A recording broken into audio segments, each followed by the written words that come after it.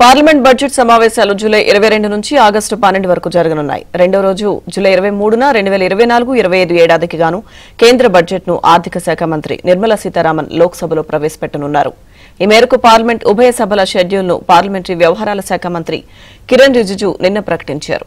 కేంద్ర ప్రభుత్వం ప్రతి ఏటా ఫిబ్రవరిలో బడ్జెట్ను ప్రకటిస్తుంది. అయితే లోక్సభ ఎన్నికల నేపథ్యంలో ఈ ఏడాది ఫిబ్రవరి 1న ఓట్ ఆన్ అకౌంట్ బడ్జెట్ను ప్రవేశపెట్టారు. ఎన్నికలు ముగిసి కొత్త ప్రభుత్వం ఏర్పాటు పూర్తి కావడంతో ఇప్పుడు పూర్తి స్థాయి బడ్జెట్ను ప్రవేశపెట్టనున్నారు. దీంతో వరుసగా 7 సార్లు బడ్జెట్ సమర్పించిన ఘనతను మంత్రి నిర్మలా సీతారామన్ అందుకోనున్నారు.